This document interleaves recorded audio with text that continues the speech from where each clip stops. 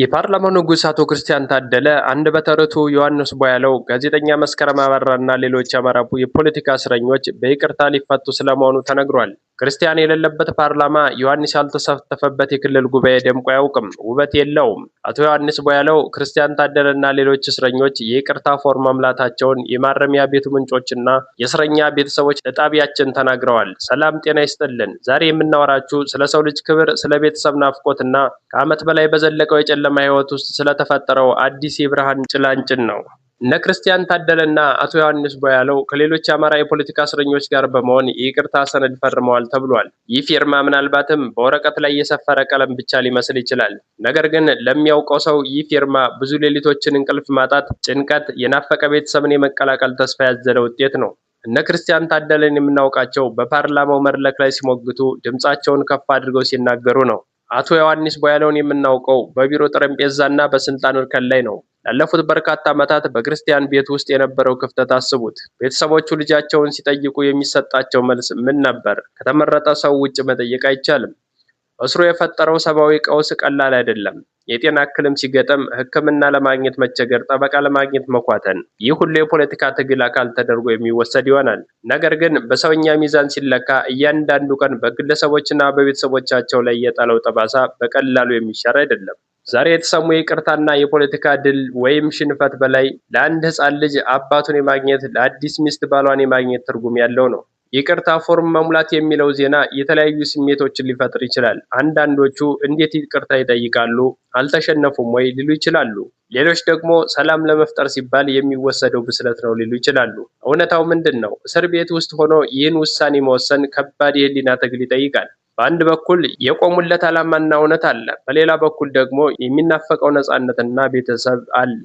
የይቅርታ ፎርሙን መሙላት ማለት ጥፋተኝነትን ማመን ብቻ አይደለም። አንዳንድ ጊዜ ለሰላም ሲባል፣ ለቤተሰብ ሲባል እናም ለሀገር መረጋጋት ሲባል የሚደረግ መሀል ላይ የመገኘት ሂደት ነው። መንግስትስ ቢሆን ዜጎቹን አስሮ ማሰቃየት ዘላቂ ሰላም እንደማያመጣ የተረዳበት ደረጃ ላይ ደርሶ ሊሆን ይችላል። ይቅርታ ጥያቄ ከሆነ ተቀባዩ በዚህ ሂደት ውስጥ ያሸነፈው እኔ ነኝ ከማለት ይልቅ ያሸነፈች ኢትዮጵያ ናት ወደሚል አስተሳሰብ መምጣት ይኖርባቸዋል። ይህ ሂደት ከህግ አንቀጽ በላይ የሞራልና የሰብአዊነት ድልድይ ነው። ክርስቲያን ታደለና ዮሐንስ ቧያለው በእነዚህ ጊዜያት ውስጥ ምን አሳለፉ? ብዙዎቻችን የምናየው ፍርድ ቤት የደረሱበትን ሰዓት ብቻ ነው። ከቃሊቲ እስከ ፍርድ ቤቱ ባለው መንገድ ላይ በታሸገ መኪና ውስጥ ሆነው ስለ ሀገራቸው ምን እያሰቡ ነበር? ተስፋ ቆርጠው ነበር ወይስ የተሻለ ቀን እንደሚመጣ ተስፋ ያደርጉ ነበር? አንዱ አሳዛኝ ገጽታ የፍትህ ሂደቱ መጓተት ነው። ቀጠሮ እየተቀጠረ ጉዳዩ እየተራዘመ የተከሳሽ ቤተሰቦች ተስፋ ሲቆርጡና ሲጨልምባቸው አይተናል።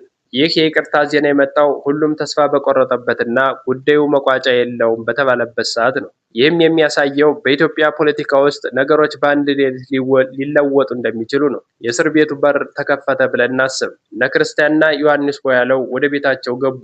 ቀጥሎስ? ከእስር ቤት የሚወጣ ሰው የቀድሞ ሰው ሆኖ አይወጣም። እስር ቤት ይለውጣል፣ ያስተምራል፣ ያጠነክራል፣ አንዳንዴም ይሰብራል። እነዚህ ሰዎች ከወጡ በኋላ በኢትዮጵያ የፖለቲካ ውስጥ ምን አይነት ሚና ይኖራቸዋል? ሚዛናዊ በሆነ እይታ ስናየው የእነሱ መፈታት ለሀገራዊ ምክክሩና ለሰላም ሂደቱ ትልቅ በር ከፋች ይሆናል። ልዩነቶችን በጠረጴዛ ዙሪያ ውስጥ ለመፍታት የታመኑና ሕዝብ የሚሰማቸው ሰዎች በውጭ መኖር ይኖርባቸዋል። መንግስትም ይህን እርምጃ የወሰደው ለዚሁ ዓላማ ከሆነ የሚበረታታ ጭምር ነው ለማለት ይቻላል። ፖለቲካ ያልፋል፣ ስልጣን ያልፋል፣ ሰውና ኢትዮጵያ፣ ሰውና ሀገር ግን ይቀጥላል።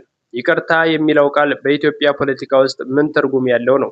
እነ ክርስቲያን ታደለና ዮሐንስ ይህንን ፎርም ሲሞሉ ውስጣቸው ምን አለ? ይህ ፊርማ በወረቀት ላይ ያረፈ ቀለም ብቻ አይደለም። በኢትዮጵያ ታሪክ ውስጥ ብዙ ጀግኖች እስር ቤት ገብተዋል። አንዳንዶቹ በጽናት ቆይተው ወጡ፣ አንዳንዶቹ ተሰበሩ። እነ ክርስቲያን የመረጡትስ የትኛውን ይሆን? አንዳንዶቹ እንዴት ይቅርታ ይጠይቃሉ? ይሄማ መሸነፍ ነው ሊሉ ይችላሉ። እስር ቤት ጋር አልጋ ላይ ተኝቶ ፌስቡክ ከመጎርጎር ጋር አንድ አይደለም። እስር ቤት የጨለማ ጉድጓድ ነው። ሰውነህና ነፃነት ይናፍቃል፣ ልጆች ናፍቀዋል። ስለዚህ ይህን ፊርማ እንደ ሽንፈት ሳይሆን እንደ ህይወት ውሳኔ ማየት ይገባል። መንግስት ይህን ፊርማ ይዞ ነገ ሚዲያ ላይ ቢወጣስ? አያችሁ ጥፋታቸውን አምነው ተንበርክከው ነው የወጡት ብሎ የፖለቲካ ፕሮፓጋንዳ ቢሰራበትስ? ይህ ለእነ ክርስቲያን የፖለቲካ ህይወት መርዝ አይሆንምን? ፊርማውን ነፃነትን ሊሰጥ ይችላል። ክርስቲያን ታደለ ነገ ከእስር ቤቱ ተፈታን በል፣ ሰኞ ጠዋት ወደ ፓርላማ ሄደው ወንበራቸው ላይ ይቀመጣሉ። መንግስት በሽብር ክስ ሲያጣራ ቆይቶ አሁን በይቅርታ ሲለቅ የፓርላማ አባልነታቸው ይቀጥላል ወይስ ይቋረጣል? የህዝብ ተወካዮች ምክር ቤት ያለመከሰስ መብታቸው ተነስቶ ነበር። አሁንስ መልሶ ይሰጣቸዋል ወይስ አንዴ ተነሳ ነው ተብሎ ከፓርላማው ይባረራሉ? እዚህ ጋ ነው የሴራው ጉንጉን የሚጀምረው። መንግስት ክርስቲያን ታደለን የሚፈታው እንደ ዜጋ እንዲኖሩ ወይስ እንደ ፖለቲከኛ እንዲቀጥሉ?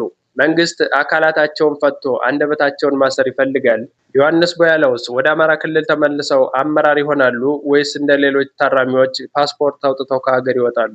ከእስር ቤት መውጣት ቀላል ነው። ከእስር በኋላ በሀገር ውስጥ በነፃነት መንቀሳቀስ ግን ሌላ ትግል ነው። እውነተኛው ፈተና የሚጀምረው ከቃሊቲ በር ውጭ ነው። ውጭ ያለው ደጋፊ በተለይ የአማራ ህዝብና የለውጥ ፈላጊ ኢትዮጵያውያን ከነ ክርስቲያን ታደለ ብዙ ነገር ይጠብቃሉ። ፖለቲካ የተለየ ጥበብ ይሻል፣ የተለየ ጥበብም ነው። እነ ክርስቲያንና ዮሐንስ ይህንን ጥበብ ያውቁታል ተብሎ ይታሰባል። ይህ የይቅርታ ሂደት በእርግጥ ተጀምሯል። ሂደቱ እንዳይደናቀፍ ሁሉም መተባበር ይኖርበታል። አንዳንድ ጊዜ ነገሮች በመጨረሻው ሰዓት ሊበላሹ ይችላሉ። ሲበላሹም አይተናል። በእነ ክርስቲያን ታደለ ላይ የተከፈተው የፍትህ በር ከተከፈተ ለኢትዮጵያ ትልቅ ዕድል ነው። የዛሬን ጨረስን። ቀጣዩን በቀጣይ ዝግጅቶቻችን እናሰማችኋለን።